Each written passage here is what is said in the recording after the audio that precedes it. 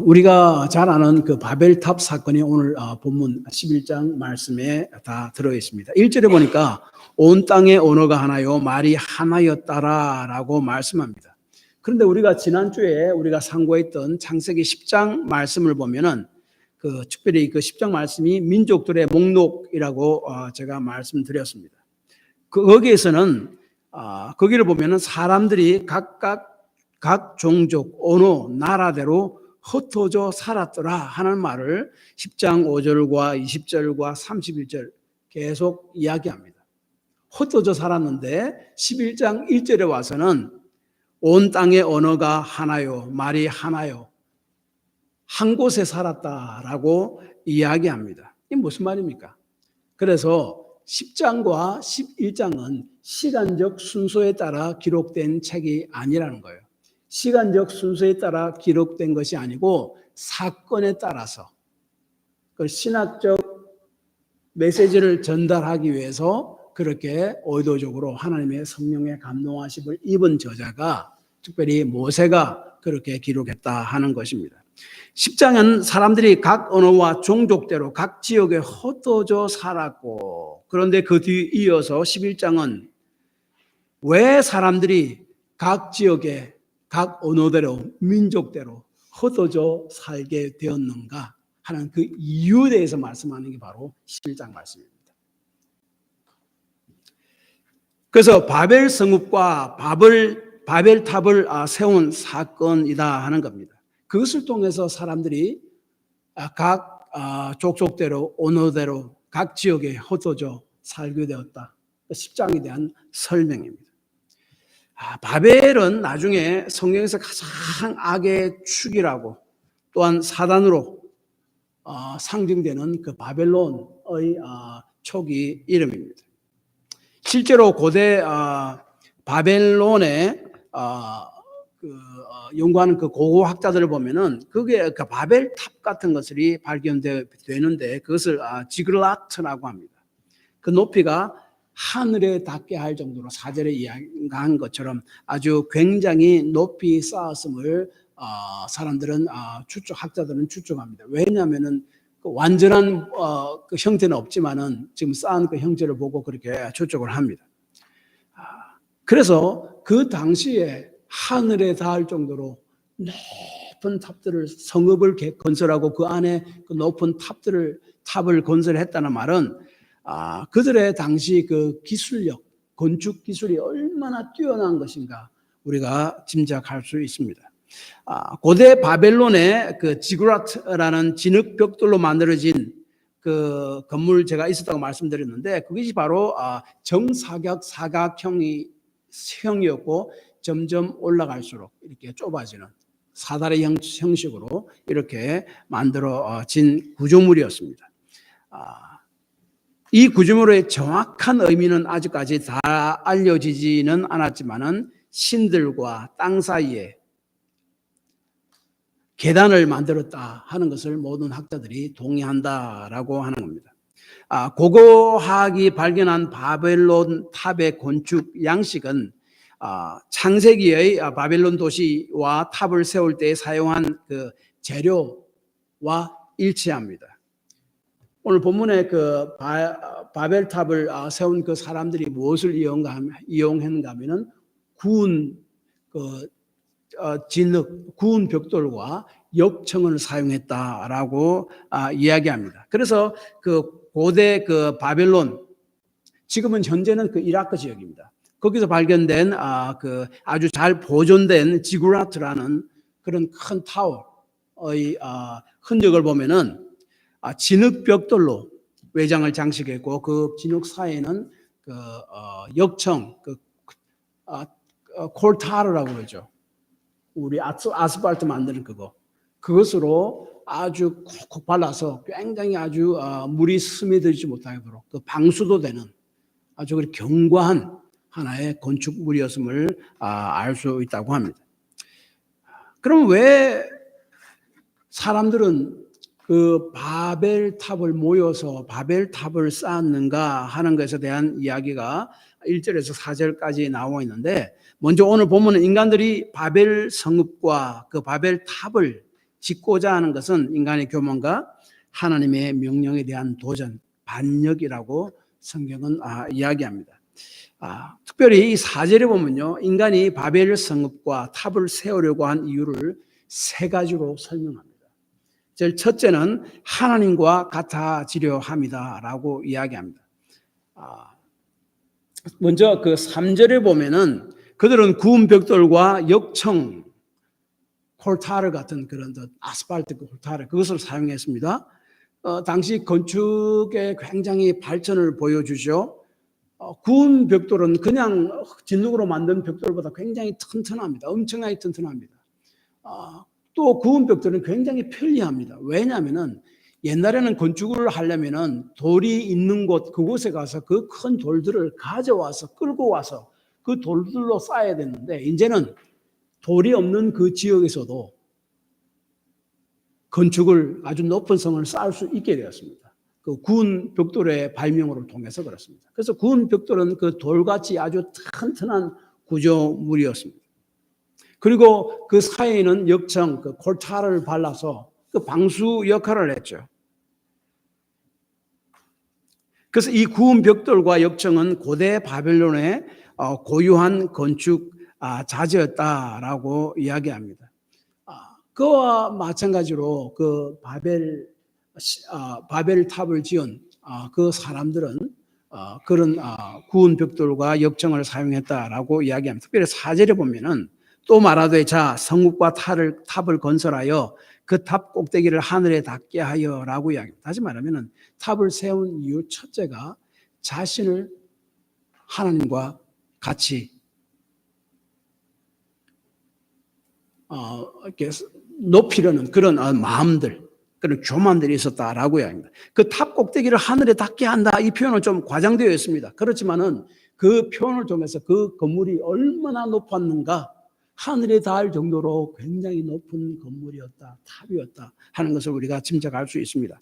그런데 이 문제는 이 사람들이 하늘에 높이 닿을 수 있는 그 탑을 세우자라고 이야기했는데, 그래서 그렇게 시도를 했는데 당시 최신의 건축 기술을 가지고 구운 벽돌과 역청을 가지고 그리고 아주 정사각형으로 딱 해서 차근차근 점점 이렇게 쌓아 올라가도록 그렇게 만들었습니다. 근데 문제가 뭔가면 하늘 높이한데, 하늘이 성경에 보면은 하나님이 거하는 곳이고 하나님께서 하늘에서 말씀하신다라고 성경 곳곳에서 이야기합니다. 예를 들어서 창세기 19장 24절에 보면 여호와께서 하늘 곧 여호와께로부터 유황과 불을 소돔과 고모라에 비같이 내리사, 하늘에서 하나님께서 유황과 불을 소돔과 고모라에 내렸다. 하나님은 하늘에 계셨다 하는 겁니다. 그는 시편 103편 19절에 여호와께서 그의 보좌를 하늘에 세우시고 그의 왕권으로 만유를 다스리시도다. 다시 말하면 하늘이라는 말은 하나님이 계시는 곳, 그곳에서 좌정하셔서 그가 만드신 세상 만물을 통치하고 다스리는 그곳까지 닿겠다는 거예요. 이르겠다는 거예요. 그래서 탑을 높여서 하늘에 닿게 하자 하는 말은 하나님과 같아지겠다는 말이고, 하나님을 떠나 스스로 하나님 되어 자율적으로 살아가겠다는 인간의 교만과 오만을 이야기합니다. 그 다음에 그 첫 번째 바벨탑을 사람들이 세운 이유입니다. 두 번째는 바벨탑을 세운 두 번째 목적은 자신들의 이름을 내는 것입니다. 4절에 우리 이름을 내고라고 이야기합니다. 여기서 이 이름을 낸다 하는 동사는요, 히브리어로 미완료 시제라서 앞으로 계속적으로 그렇게 하겠다는 그런 의지가 포함됩니다. 계속적으로 자신들의 이름을, 자신들의 위대함을 온 세상에 퍼뜨리겠다는 말입니다. 인간이 스스로 이름 짓는다는 것은 하나님의 권위를 행사하는 것, 이름을 붙여주면 붙여주는 사람이 그 사람을 지배하는 거예요. 하나님의 권위를 행사하는 것을 이야기합니다. 자신이 하나님으로 행동하겠다는 오만이요 교만을 나타냅니다. 그 다음에 인간이 당시 그 바벨 시날 평지에 모인 그 사람들이 바벨 탑을 세운 이유, 세 번째 이유는 하나님의 명령에 대한 반항과 불순종이 있었습니다. 2절에 보니까 사람들은 동쪽으로 옮겨갑니다. 노아 홍수 이후에. 그 다음에 노아 홍수 이후에 1절에도 그렇고 동방으로 옮겨갔다라고 이야기합니다. 그 동방이라는 것은 하나님을 떠난 장소를 성경에서 계속 상징하죠. 창세기 4장 16절에 보도 동생을 죽인 가인도 여호와를 떠나서 동쪽으로 갔습니다. 노아의 홍수 이후 사람들도 동쪽으로 옮겨갔습니다. 그래서 이 동쪽이라는 말은 종종 여호와를 떠나 여호와의 간섭이 없는 여호와가 없는 곳으로 떠나감을 의미합니다. 그래서 이 동쪽으로 옮겨갔다는 말은 하나님을 떠난 축복의 장소 밖으로 자신들의 삶의 자리를 옮겨갔습니다. 왜요? 자율적으로 하나님 없이 내 스스로 내 삶을 살겠다. 그런 말입니다. 그래서 그들은 시날 평지에 도착했고 거기에 정착했습니다. 이 시날 평지는 그 바벨론 지역을 가리키는데 오늘날 그 이라크 부근 지역을 이야기합니다. 그것은 그 티그리스 강과 유프라데 강 하류에 위치하고 있었습니다. 티그리스 강과 유프라데 강이 어디에 흘렀는 줄 아십니까? 에덴 동산. 에덴 동산에 티그리스 강, 영어로는 티그리스인데 우리 한국 번역에는 히테겔 강이라고 합니다. 같은 말이에요. 히테겔 강, 티그리스 강과 유프라테스 강이 흐르고 있었습니다. 그곳이요. 그런 같은 지역이었음을 우리가 알 수 있습니다. 그리고 거기서 고류했다라고 이야기합니다. 2절 하반절에 시날 평지를 만나 거기 고류하며, 이게 고류했다는 말은 완전히 정착했다는 거예요. 더 이상 다른 곳에 가지 않고 여기 됐다, 됐지. 여기서 우리 완전히 이제 뿌리박고 살겠다라고 이야기했습니다. 그렇게 생각했습니다. 그런데 이게 뭐가 문제인가 하면은 하나님께서 창세기 2장 28절에 인간을 만들고 나서 땅에 충만한, 그들을 복주고 나서 그 생명과 번성하고 땅에 충만하라. 땅속에 스프레드 돼야 되는 거예요. 그리고 노아 홍수를 지나고 나서 노아와 그의 가족들에게 똑같은 축복을 합니다. 생육과 번성하고 땅에 충만하라. 9장 1절. 근데 그 명령에 상반되는 행동을 지금 하고 있습니다. 자기들은 그냥 그렇게 하지 않고 That's it. 우리 이곳에 우리가 거한다. 영원히 거주할 것이다. 라고 이야기합니다. 그러자, 그러나 이제 각 민족대로, 어느 대로 각 지역의 사람들이 흩어져 있다고 말씀하는 그 10장 뒤에 11장에서는 인간들이 바벨탑을 쌓아 흩어지지 않게 하려는 그런 악한 계획들을 하고 있었다.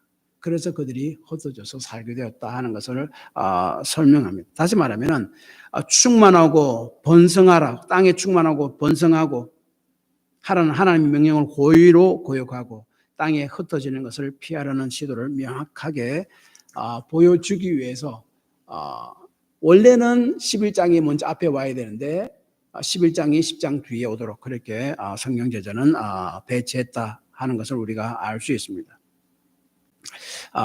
시날 평지는 제가 조금 전에 말씀드린 대로 유프라테스 강과 티그리스 강, 히테겔 성경이 이야기하고 있죠. 그 강 하류에 위치하고 있습니다. 그러므로 상류로부터 흘러내려오는 그 진흙 흙들이 많이 밑에 쌓이게 되죠. 그래서 그 진흙들이 아주 흔했다라고 학자들은 이야기합니다. 그리고 당시에 역청이 굉장히 많았는데 이 역청은 천년 아스팔트, 골차리였습니다. 접착력, 방수 기능 가능했습니다. 무엇을 의미합니까? 앞으로 자신의 조상들이 겪었던 홍수가 나도 그것을 예방해보려는 의도가 그 속에 다분히 깔려있음을 우리가 알 수 있습니다. 그리고 하늘 높이 성과 탑을 세워서 앞으로 있을 줄은 모르는 그 홍수들이 엄청나게 높이 물들이 이렇게 쌓이더라도 범람하더라도 자기들은 그 높은 곳에 가서 살아남겠다 하는 인간의 그 의지들, 하나님의 생각을 거스리는 그런 생각들이 그들의 행동 속에 숨어져 있었습니다. 그런데 이 바벨탑 사건은요, 사실을 보면은 에덴 동산에서 인간이 타락한 사건과 굉장히 유사하고 거의 일치합니다. 지리적으로도 같은 지역이었습니다. 제가 조금 전에 말씀드린 대로 사람들이 정착한 시날 평지는 유프라테스 강과 티그리스 강, 히테겔 강 하류에 위치하고 있었습니다. 창세기 2장 14절에 보면은 에덴 동산에 흐르는 강이 있는데 그 강 이름이 티그리스 강, 히테겔 강과 유프라테스 강이다라고 이야기하고 있습니다. 그 다음에 이것이 또 에덴 바벨 사건의 에덴 동산에서 인간의 반역 사건 굉장히 유사한 것이 에덴 동산의 인간도 마찬가지였지만은 이 바벨 사람들도 하나님의 명령을 어기고 자신이 하나님같이 되려고 시도한 것입니다. 그 사단은 에덴 동산에서 하와에게 유혹하지요. 하나님이 저 선과 악을 알게 하는 나무 씨가를 먹지 말라고 명령했지만 그 사실은 아니다. 그러면 죽는다고 이야기했지만 사실은 아니다. 먹으면은 내가 눈이 밝아서 하나님같이 될까 봐 염려해서 그렇다. 하나님같이 된다. 속였습니다. 3장 5절. 사람들은 뭡니까? 바벨탑을 쌓은 사람들. 하늘까지 높이 쌓으려고 했습니다. 하나님같이 되려고 하는 시도 똑같습니다. 인간의 그 타락한 마음들이 똑같이 나타납니다. 그 다음에 사단은 하와에게 선악과를 따서 먹음으로 하나님같이 선과 악을 스스로 정할 수 있는 지혜자가 된다고 했습니다. 바벨탑을 쌓은 사람들도 마찬가지입니다. 자신의 이름을, 위대함을 영원히 나타내고자 하는 그런 타락된 마음들이 있었습니다. 하나님을 제치고. 그 다음에 사단은 하와에게 하나님이 금하신 그 나무 씨 일가를 먹어도 괜찮다고 했고, 아담과 하와는 실제로 하나님이 금하신 그 명령을 너무나 쉽게 어기버렸습니다. 바벨탑을 쌓은 그 사람들도 생육하고 번성하고 땅에 충만하라고 하신 하나님 말씀, 창세기 1장 28절 그리고 9장 1절 너무나 쉽게 무시해 버리고 깨뜨려 버리고 시날 땅에 영구히 거주하려고 아예 작정을 했습니다. 그래서 2절에 시날 평지를 만나 거기 고류하며, 고유하는 말이, 고류하다는 말이 그냥 거기서 완전히 뿌리박고 살겠다는 그런 의지가 보여준 말이라고 제가 말씀드렸습니다. 아담과 하와에게 사단이 와서 그 사단의 꼬임에 넘어갔던 아담과 하와가 하나님의 말씀을 왜곡하면서도 자신의 욕망을 채우려 했던 그 영적 교만이잖아요. 똑같은 행동을 하는 것이 바벨탑 사건에서 사람들이 한 행동이다라고 하는 것을 성경은 이야기합니다. 그래서 아담과 하와는 죄로 인해서 에덴 동산에서 추방을 됩니다. 바벨탑을 쌓은 인간들은 거기서 흩어지게 됩니다. 그래서 에덴 동산에 타락한 그 사건과 바벨탑을 쌓는 타락한 인간의 사건, 생각과 그 사건들이 굉장히 유사하고 겹쳐집니다. 인간의 죄악됨은 이렇게 계속적으로 반복된다 하는 것을 우리에게 보여줍니다. 그런데 하나님께서는 인간의 반역을 보신 후 인간의 삶에 개입하십니다. 그것이 6절에서 9절까지 말씀입니다. 5절에 여호와께서 사람들이 건설하는 그 성읍과 탑을 보려고 내려오셨다라고 이야기합니다. 사람들이 바벨탑을 쌓습니다. 그런데 하나님이 그것을 못마땅해서 그것을 보시려고 내려오셨다 하는 것은 하나님이신데 어떻게 모르겠습니까? 그런데 인간화해서 인간의 언어로 그렇게 표현한 것이죠. 그런데 이 하나님이 그렇게 한 것은 하나님의 권위에 대한 대적, 하나님은 또 인간의 노력이나 성취 자체를 싫어하시고 그것을 죄라고 말씀하는 것이 아닙니다. 바벨탑을 쌓으려고 하는 엄청나게 높은 바벨탑을 쌓을 수 있는 그런 기술력이 있다는 것은 굉장한 것입니다. 칭찬받을 만한 일입니다. 그 자체는 잘못된 것이 아닙니다. 문제는 뭔가 하면 하늘과 분리된 채 자신의 욕망을 나타내고 자신의 문화를 발전시키고 계속 앞으로 나아가는 것. 그것이 문제고 잘못이고 죄라고 성경은 이야기합니다. 구원벽돌을 만들어서 그 돌을 대신해서 사용하는 것, 성을 짓고 방수가 되는 역청을 사용하는 것 자체가 문명의 발전입니다. 이것은 좋은 것이고 비난받을 죄가 아닙니다. 우리가 새로운 일터에서 참 열심히 일하고 새로운 아이디어를 내서 일터를 발전시키고 좋은 일이 그 자체는 문제는 아닙니다. 비난받을 죄가 아닙니다. 우리가 열심히 살고 창조적으로 살아가는 것 칭찬받을 만한 일입니다. 그러나 하나님을 떠난 창의성, 하나님을 떠난 발전의 추구는 결국 하나님을 대적하고 하나님과 멀어지는 삶이 될 수 있다 하는 것을 바벨 사건은 우리에게 경고하고 있습니다. 6절에 보면은 이렇게 이야기합니다. 하나님께서 이같이 시작하였으니 이후로는 그 하고자 하는 일을 막을 수 없으리로다. 이 말이 뭔 말인가 하면은 인간들이 원하는 것은 이제 무엇이든지 못할 것이 없을 것이다. 거침없이 그냥 해나갈 것이다 하는 그런 하나님의 그 불길한 예감의 목소리가 거기 6절에 들어있습니다. 만약에 인간을 그냥 방치한다면 인류에게 닥칠 엄청난 해로운 결과에 대해서 하나님께서 이 걱정하신 것임을 우리가 기억해야 됩니다.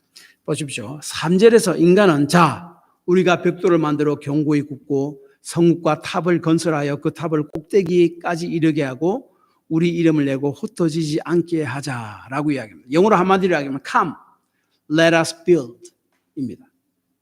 그래서 하나님은 인간의 반응과 똑같이 7절에서 우리가 내려가서 거기서 그들의 언어를 혼잡게 하여 그들이 서로 알아듣지 못하게 하자. 영어로 이야기하면 한마디로 come, let us confuse. 인간은 내려가서 짓자. 하나님은 내려가서 혼잡게 하자. 인간의 생각을 똑같이 받아서 하나님께서 이야기합니다. 그래서 그들은 더 이상 서로의 말을 알아들을 수 없게 되었습니다. 흙을 좀 가져오라는데 엉뚱한 것을 가져오고 이러니까 이렇게 쌓아야 되는데 저렇게 쌓고 이게 탑이 이 성읍이 제대로 건설될 수가 없습니다. 서로의 말을 알아줄 수 없게 되었습니다.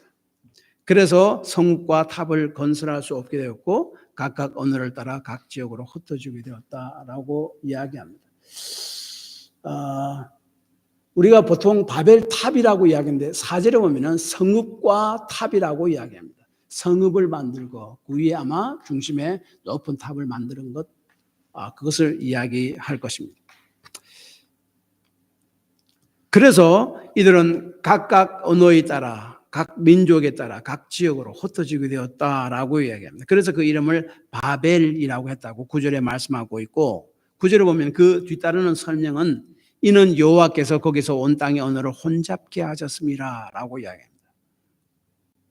여기에 혼잡케 하다 하는 히브리어는요 발랄입니다.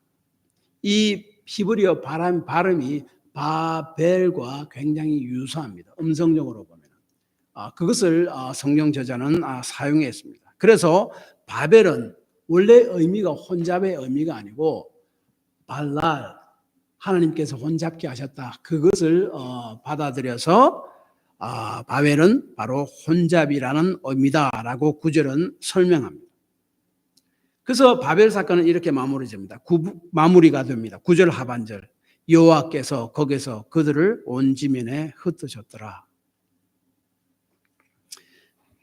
하나님의 흩어짐은 바벨탑을 쌓은 사람들에게는 하나님의 징계였습니다. 하나님의 심판이었습니다. 그러나 궁극적으로 인간이 하나님을 계속적으로 대적하지 못하게 함으로 인간들의 멸망을 막으신 하나님의 은혜가 개입된 사건이 바벨 사건입니다. 잘 들어보십시오. 만약에 하나님께서 인간들이 바벨 성을 계속 쌓는데 노아 시대 때와 같이 그들을 간섭하지 않고 계속 놔뒀다면 어떻게 되겠습니까? 결국에는 그들은 노아 때와 같이 다 심판할 수밖에 없고 다 이 땅에서 쓸어버릴 수밖에 없을 것입니다. 그런데 그렇게 되지 않도록 하나님께서 개입하셨단 말이에요. 그래서 이 바벨탑 사건은요, 인간 편에서는 하나님의 심판도 되지만 궁극적으로는 하나님의 은혜가 개입한 사건입니다. 왜냐하면 이렇게 인간들을 흩어집니다. 흩어진 인간들은 각 지역 가서 또 죄를 짓죠. 그러나 그 중에 누가 나타난가 하면 아브라함이 나타납니다. 12장에. 11장 마지막에 아브라함이 나타나고 본격적으로 12장부터 아브라함이 나타납니다. 그 아브라함을 통해서 하나님이 우리의 모든 죄를 다 영원히 용서하시고 구원하시려는 하나님의 구원의 계획들이 이제 실질적으로 본격적으로 시작됩니다. 그 아브라함을 통해서 아브라함 자손으로 누가 옵니까? 예수님 오십니다. 그래서 바벨에 흩어지면 하나님의 형벌이 있지만 궁극적으로 인류에게 주신 은혜였습니다. 그래서 이 6절에 보면 하나님이 얼마나 마음에 다급했는가를 우리가 알 수 있습니다. 그 6절에 하반절에 보면 이같이 시작하였으니 이후로는 그 하고자 하는 일을 막을 수 없으리라. 그냥 놔두면 인간들은 계속적으로 하게 될 것이다. 마치 브레이크가 고장난 차를 몰고 전력으로 질주하는 그것과 똑같다. 놔두면 큰일 난다. 하나님께서 개입하신 사건이다 하는 겁니다. 그래서 그 하나님께서 우리의 삶에 나의 잘못된 삶을 걸어갈 때 때로는 바벨 사건과 같이 브레이크를 걸어서 스탑하게 하십니다. 그것은 인간의 삶에 있어서는 아픔이지만 궁극적으로 결과론적으로는 하나님의 은혜예요. 우리 인간의 삶의 유익임을 알아야 될 것이고 궁극적으로 축복이 된다는 사실을 우리가 알아야 할 것입니다. 그래서 이 바벨 사건은 인간편에서는 하나님의 처벌이지만은 또한 궁극적으로 보면 하나님의 인간을 향한 배려요 예방 조치였다 하는 것을 우리가 꼭 기억해야 됩니다. 신약 시대에 예루살렘 교회가 있습니다. 예수님께서는 땅 끝까지 이르러 내 증인이 되라고 분명히 명령하셨습니다. 그런데 이 예수님의 명령대로 그 제자들이 믿는 사람들이 흩어져서 각 지역으로 가서 복음을 전하지 않았습니다. 그냥 예루살렘에만 머물러졌고 예루살렘 교회에만 머물러졌습니다. 그때 하나님께서 예루살렘 교회를 직접 흩으신 사건이 나옵니다. 예루살렘에 아주 큰 핍박이 일어나게 하신 것입니다. 이 핍박을 통해서 스데반이 순교하고 일로 예루살렘 교회의 성도들이 그 핍박을 피해서 세계 각 곳으로 다르게 이야기하면 땅 끝으로 흩어지게 됩니다. 거기에서 복음을 전하게 됩니다. 그래서 사도행전 8장 1절에 이렇게 이야기합니다. 사울이 그의 죽임을 마땅히 여기더라. 스데반의 죽임. 그날에 예루살렘에 있는 교회에 큰 핍박이 나서 사도 외에는 다 유대와 사마리와 모든 땅으로 흩어지니라. 흩어졌습니다. 하왓 마샬이라는 아주 유명한 세계적인 신약학자가 있습니다. 영국 분입니다. 그분이 이 사건을 두고 이렇게 이야기했습니다. 그리스도인의 흩어짐은 교회 선교에 있어서 가장 중요한 진전을 가지고 왔다. 사도행전 1장 8절에 있는 암묵적인 명령, 땅까지 이르러 내 증인이 되리라는 명령을 성취하기 위해서는 박해가 필요했다고 말할 수도 있다. 물론 하나님께서 직접 박해를 시행하신 것은 아닙니다. 하지만 하나님께서 교회를 박해하는 사단의 활동을 하나님의 목적과 교회의 사명을 위해서 박해를 허락하셨다라고 우리가 생각해야 합니다.